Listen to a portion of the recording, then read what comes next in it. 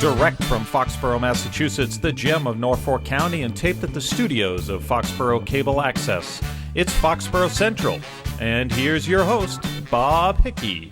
And hello and welcome to another episode of Foxborough Central. I'm Bob Hickey, your host, thanking you for taking a little bit of time to join me and my guests as we talk about the people, events, and organizations that make Foxborough truly the gem of Norfolk County. Today, if you'll work with me on this, we're going to go a little afield of what our normal content is. There's an epidemic, if you will, that is affecting many parts of the world that we don't necessarily think about on a daily basis, and yet every once in a while it touches our lives. Of course, I'm talking about the recent outbreak of Ebola, a disease that has the ability to kill so many so quickly, and yet it's not really well understood, nor is it really well appreciated for the impact that can happen until it strikes close to home. And as yet here in Foxborough, it has not. But we've had contact with it. We've heard about doctors who have been serving, been infected, nurses coming to treating a patient in a Texas hospital, and then moving on and having the disease, being treated for disease.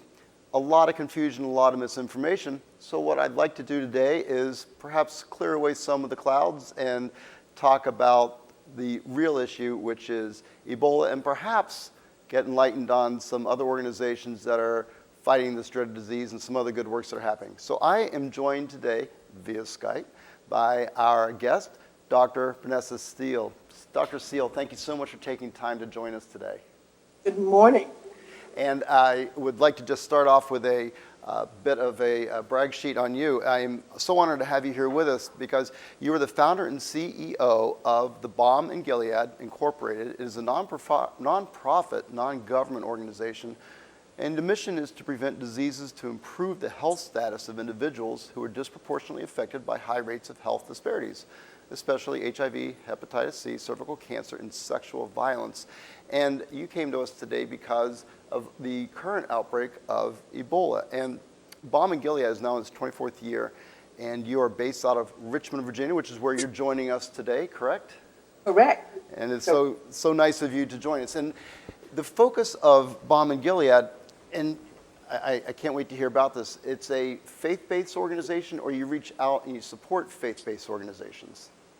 Well, we're a little bit of both. We are in our 25th year, and our role is to engage faith organizations in addressing health crises like Ebola, like Hep C, like HIV.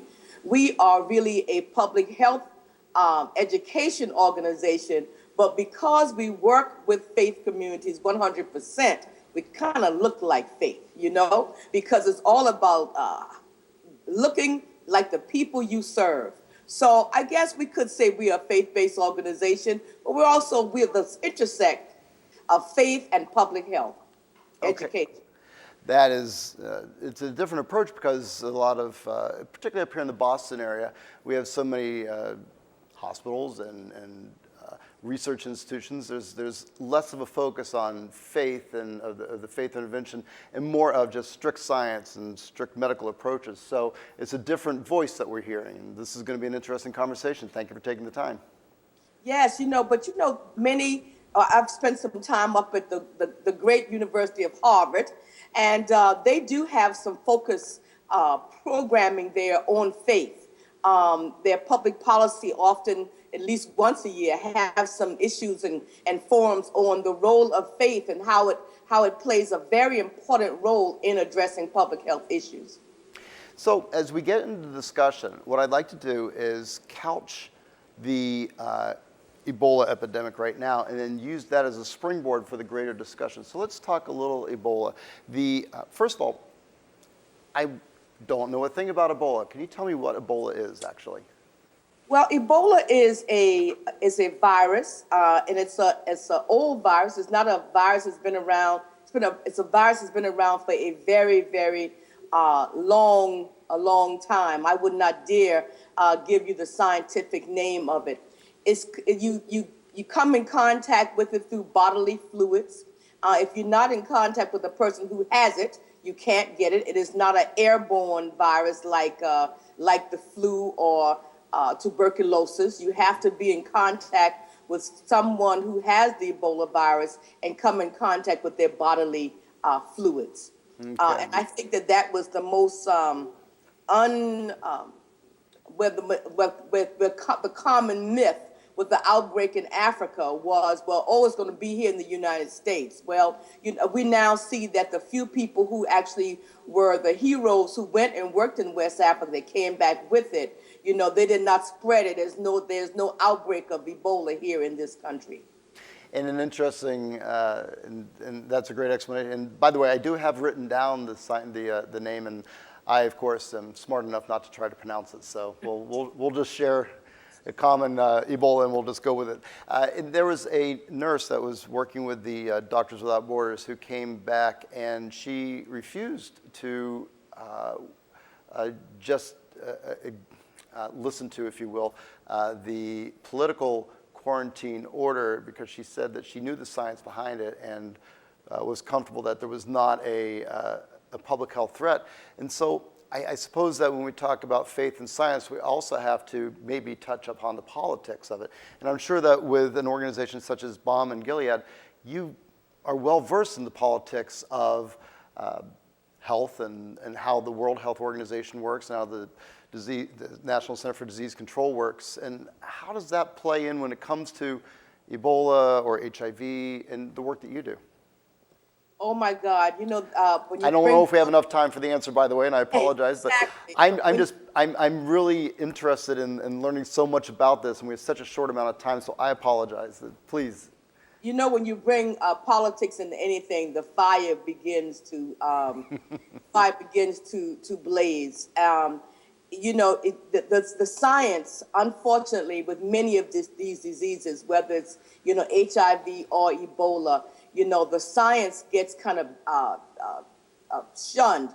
The science is not out there forefront, and people don't go toward the science. They go toward their myths. They go toward, what they want to believe rather than what the science says. And this is also the case with Ebola, and why faith communities are so important. When you bring the politics into it, then it becomes, what do we want? What politics does, particularly in this country, where we don't seem to get anything done because of the politics. It's not, what is right. It's not the science. It is what's the political gain or what's the political loss. And unfortunately, the loss is too many lives get lost because the people in Washington, the people in our local governments are looking at the political gain, the political loss, but not the human loss. But perhaps maybe that's why we're not seeing Ebola is no longer in the news anymore. HIV is not in the news anymore. But I believe that we could be so much further along in all of these diseases, whether it's diabetes or Alzheimer's, if politics wasn't in it, and we were really driven by the science of it all. Dr. Seeley, you bring up some excellent points, and you don't know this about me, but I'm a former local elected selectman here in Foxborough, and my mentor, the person that I looked up to, told me that getting elected is a beauty contest. It's all if you have the nicer signs. And that's probably true at every level, maybe not in those words, but there's no correlation, I should say, between being an elected leader and the science behind disease outbreak. And the only connection, unfortunately, because this is the real world, is the financing. And the politics of money requires that a politician gets reelected, but the funding to support the good work that happens is dependent upon the political will. And so there is that necessary driver, but that's probably also the weakest link. And that's got to be so frustrating to you, a person who is science-driven, I believe, in trying to address these issues. Well, absolutely. Way back in another part of my life, I was an immunologist. That's way back in my life. But I come to the faith community with a passion for public health. My learning, my education is in the field of public health. And having been very in the trenches of the HIV movement over the last 30 years, And having worked in Africa, we have an office in Tanzania, having worked all over the continent, as well as here in the United States. It's very frustrating when we are dealing with, politicians and that are not driven by science, like I said, driven by their own political losses and gains. And of course, folks, I'm honored to be speaking with Dr. Pranessa Cecile, who is the Chief Executive Officer and founder of Balm and Gilead, and they have a mission, if you will, of addressing disease control, prevention, and cure through faith institutions. And you had mentioned your work with HIV, and I just want to give a few more plaudits. You were named in 2006 as one of Time Magazine's 100 most influential people, and also in 2005 as one of Essence Magazine's 35 most remarkable women in the world. And I didn't have a real sense that you have remained in that one, whatever it was. You seem to be attacking new issues and grabbing on to new challenges. And so the current issue of Ebola isn't really your primary focus. What is the more broad-ranging goal, mission of Balm and Gilead? Well, our broad range is really all chronic diseases, all life-threatening diseases, and the role of faith communities. Faith communities and faith plays a role in everybody's life. Whether you believe in God or not, you have a faith in something. And the majority of people on our planet today are connected to faith institutions. And if you want to change the paradigm, change the social norms on behavior and the way people think, you must address it from the faith community. It is so important that the most influential leaders in our community, which are faith leaders, are educated about these diseases. If not, what you have is the myths. What you have are wrong information going forward as if they are facts. And you see that so much in the epidemics in Africa, like Ebola, where, the belief in witchcraft is very prominent. The belief in voodoo is very prominent. And let me say, you have a lot of that also in the United States, with all cultures. I don't want to make this an African context, because we see, myths just here in the United States around HIV. People still believe, the faith community still put out there that HIV, AIDS is caused by homosexuality. So unless we attack the central core of where those wrong messages come out of, and we attack them with education, we attack them with strengthening their capacity to give the right information out and to go further and provide services to people, because people are willing to come to their faith community and get the right treatment, to get the right services. They're willing to bring their families to the faith institutions. So those faith institutions are the most influential spots where we must address these issues like Ebola and other life-threatening diseases. Yeah, it's a very interesting point you make, because with and you also, I'll do a quick segue, when we talk about voodoo, it's so easy in this country to poo-poo that because that's somewhere else, but really the human condition is what the human condition is, and you can call it whatever you want. You have just misinformation, and here in this country we have herbal remedies for weight loss, and there was a very large article in the newspapers recently about how essentially debunking any medical benefit, and actually pointing out some of the medical risks of taking these herbal supplements to magically cure weight loss and that sort of thing. And that is just simply misinformation. And when you talk about education, it is such a challenge, because over time, you've seen it time and time again with polio, with smallpox, and how hard it was to eradicate that. And now we have, I won't call it an endemic, but it's certainly a movement among a certain segment of quote-unquote educated Americans to not get their children immunized because they don't want to risk mythological outcomes. there was a debunked correlation between certain immunizations and an increase in autism. And that is the sort of thing where education doesn't just have to happen in one section of the world, but it's really everywhere, and there's always a constant need. So more credit to you and Balm and Gilead for trying to continue with the education and continue with the education, continue with the education. It must be frustrating at some point because you have science and you have rational conclusions that are made from simple solutions, and yet it's so hard to get people to really understand and embrace the fact that there are solutions. So with Balm and Gilead reaching out through the churches and through the faith-based organizations, which are where most of us are touched on a weekly basis as opposed to seeing our doctor once a year, that sounds like a very, I want to say, I think it's a very effective way to reach out. Well, thank you. You know, I grew up in the South, and you know, I must tell you that voodoo and witchcraft, you know, they're very, very prominent all over this country in rural and urban communities. And I think that it's very important that we understand, but we have to build relationships with people who believe different from us. We have to build relationships with traditional healers.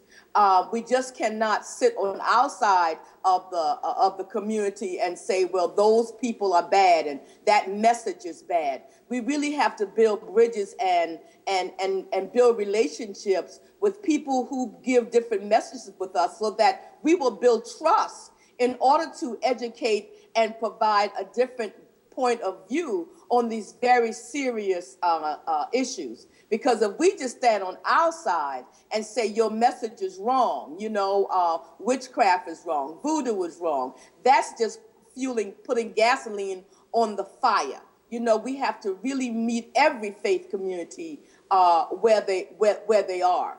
And that's been a part of the effectiveness of the Balm and Gilead. We've had to go in and do things just a little bit, you know, different. You know, we've had to bring Christians and Muslims together in some very hostile places in the world, you know, but because these diseases affect everybody. These diseases know nothing about, you know, Christian or Muslim or voodoo or witchcraft or Hindu or Judaism. The disease is not interested in your religion. The disease is interested in living in your body.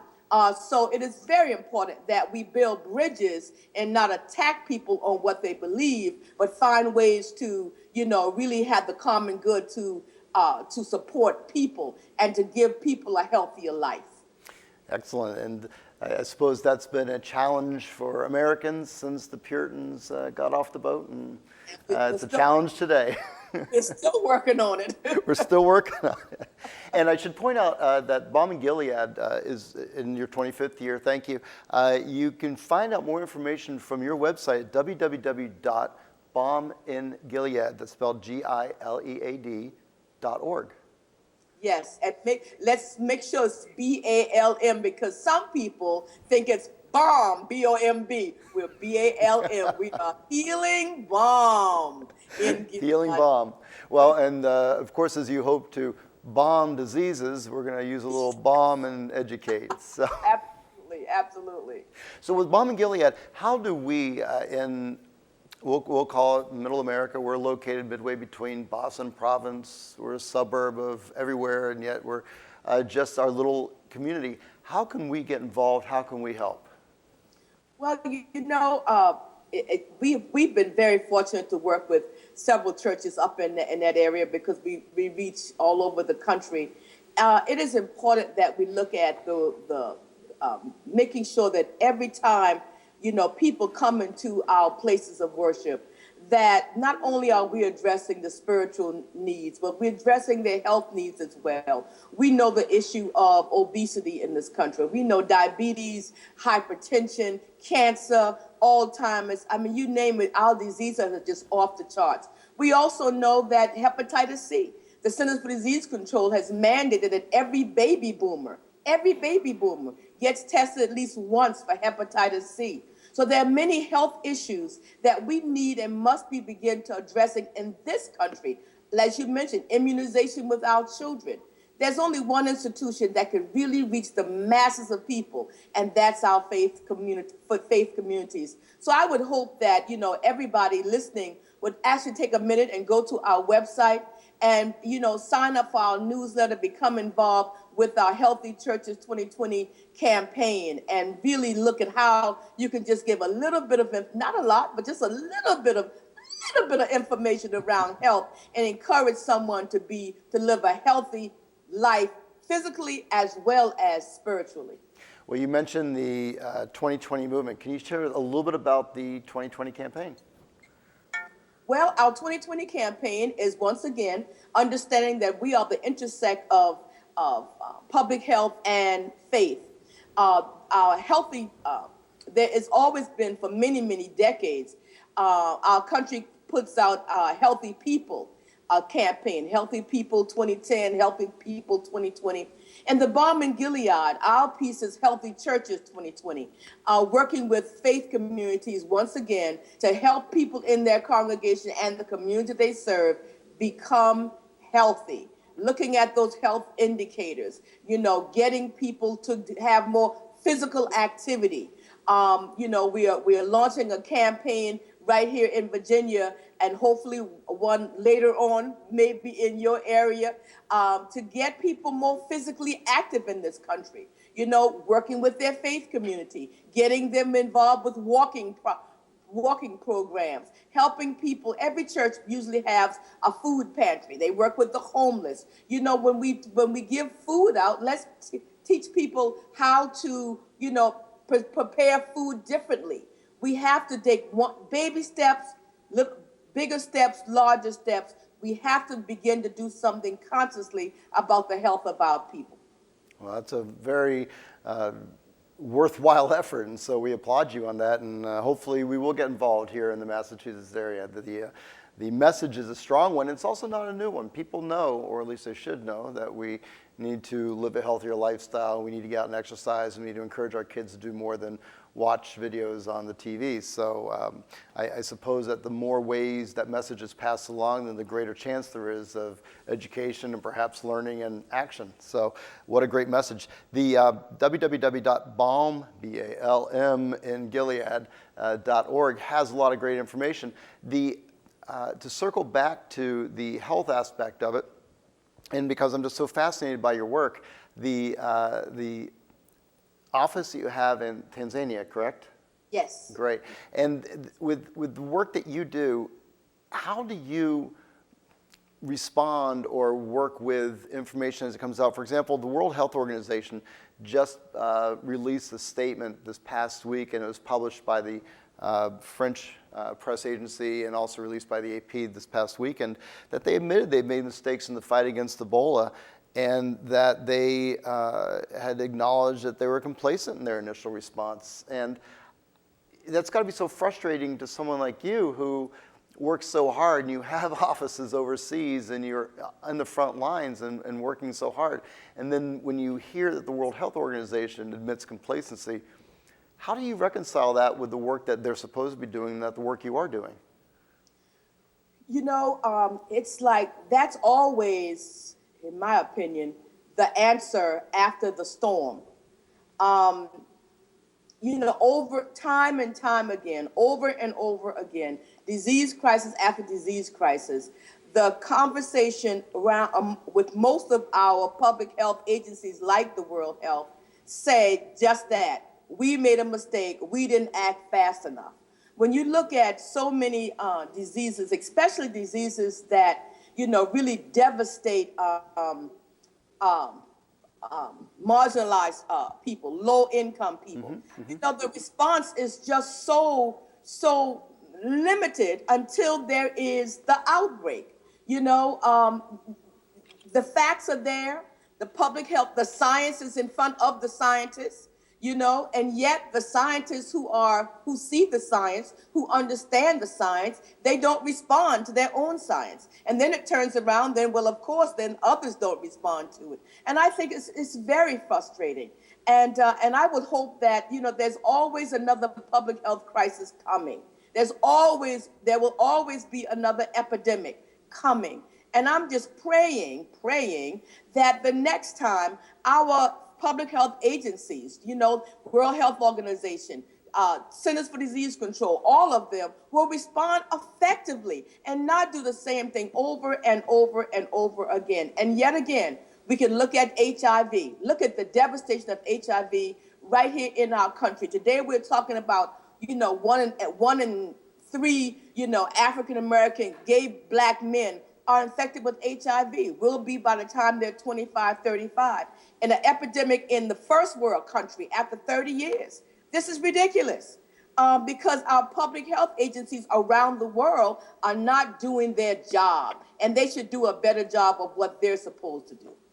That's very interesting and passionately stated. And I suppose we also have to touch in on the media has a responsibility also to not ignore stories when they come out because they aren't, I don't know exactly how to put it, but they aren't the sexy topic of the moment. They aren't something that's going to draw interest and viewers. And with that, how does a scientist get the message out? How do you most effectively get that message out, and what can we do to help? Well, thank you for having me on your program this morning. And it is important, the Balm in Gilead, we because through our church networks, through our faith networks around the world, here in this country, we are always putting out information through that networks. We work with many denominations who have strong networks. We work with other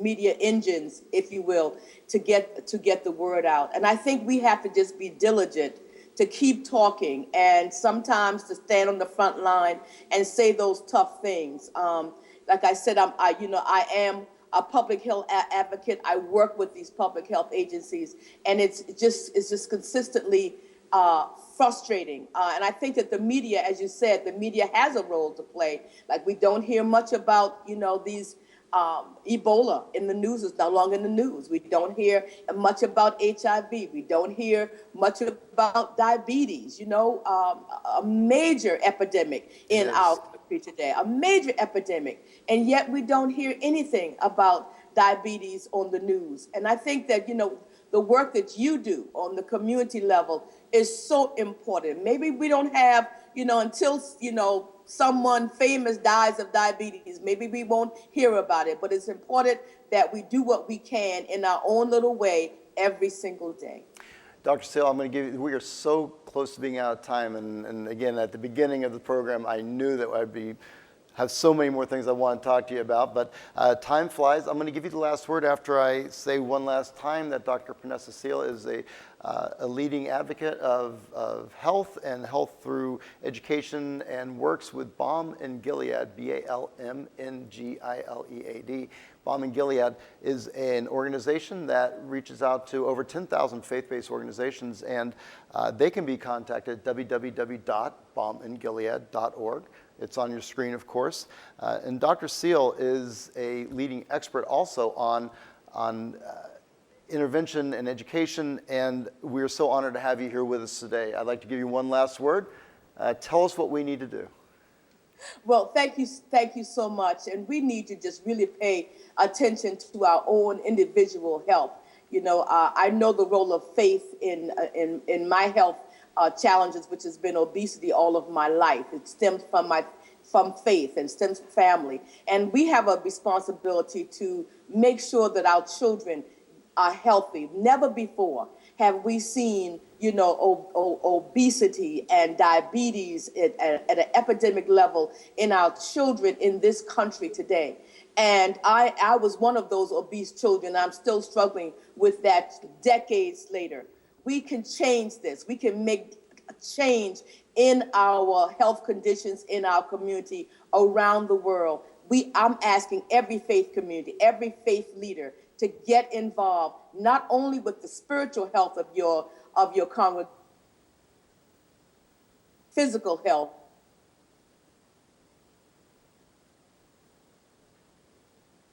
In Gilead. And I will say that that is going to be the most powerful message, that it all begins at home and we need to take action ourselves. Dr. Seal, I want to thank you again for joining us today on Foxborough Central. And hopefully we'll hear nothing but good news coming out of Balm and Gilead, although it is a challenge, it's a struggle, and it's a never-ending education process. Thank you again for taking the time to join us today. Thank you. And on behalf of all the volunteers here at Foxborough Cable Access, thank you for joining us, and I hope you have a great day. Thank you.